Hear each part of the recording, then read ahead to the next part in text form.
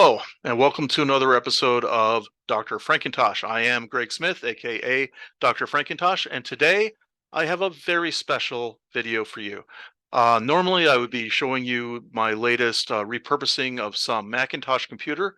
However, today I have in my possession the 20th anniversary Macintosh.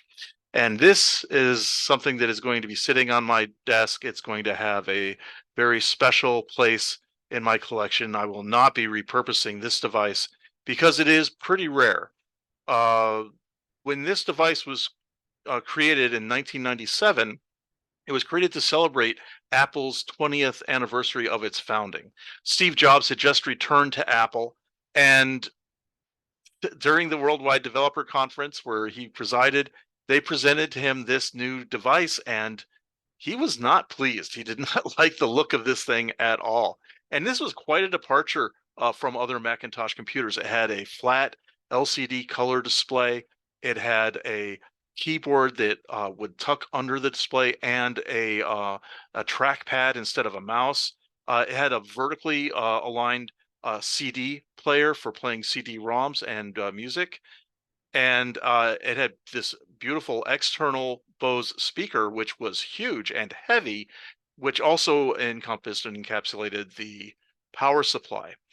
The story goes that Steve Jobs was so displeased with this new device that he promptly and summarily ditched it in a dumpster outside of the back of Apple's presentation hall.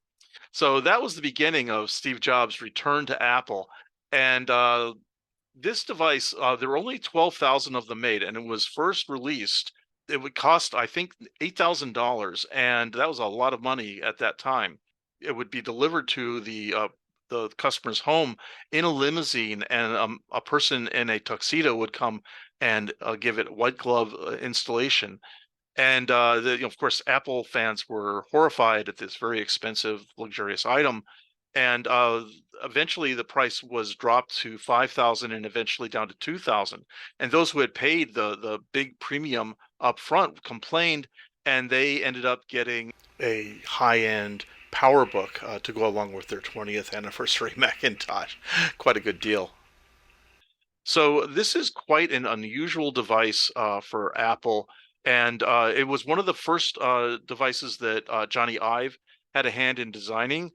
He had a lot of requests for how he wanted it to look, and he did not get his way on everything. And in some cases, uh, there's this backing, for example, that has what they call the hunchback, where you can have cards installed, or you can take the cards out and have a slim back.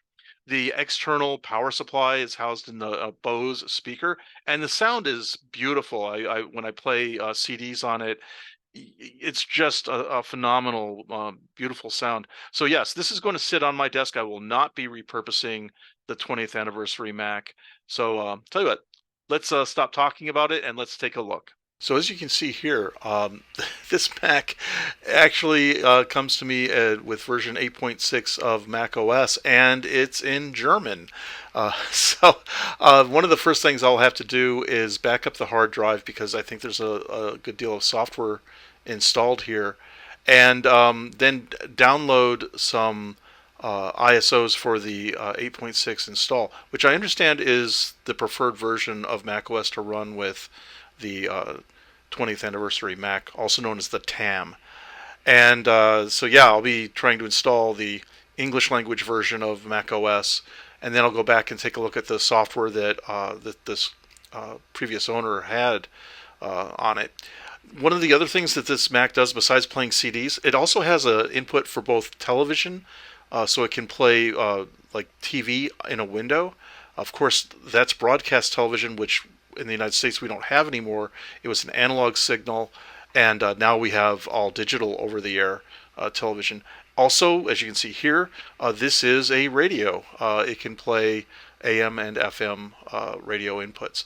So pretty unusual device. I mean, really kind of forward-thinking in many ways, that it was less of a computer, of a workhorse, and more of an entertainment system, and that kind of foreshadowed Apple's eventual delivery of the Apple TV. And also playing back into Apple's rise as a multimedia machine for creators. So really, really fascinating and interesting device. So let's take a look at this keyboard. This is actually a pretty nice keyboard, and you know, this is a trackpad. And this trackpad, it's not like a mouse. You use your finger to move around on it, and then you have to click the button to select something. So you can't tap on the trackpad in order to select something, and that can be a little bit confusing. Another feature of this trackpad that's very forward thinking is that you can pull it out of the keyboard and put it to the side, and so it's much more ergonomic and kind of foreshadows the way that the trackpads of modern Macs are used. And it has these leather wrist rests where you can put your hand as you use the keyboard. Really beautiful design. And as you can see here, I'm poking through all the different menus. They're all in German. At one point, I actually did get out my iPhone and took pictures of these menus so that I could translate them from German into English, but I haven't memorized them yet.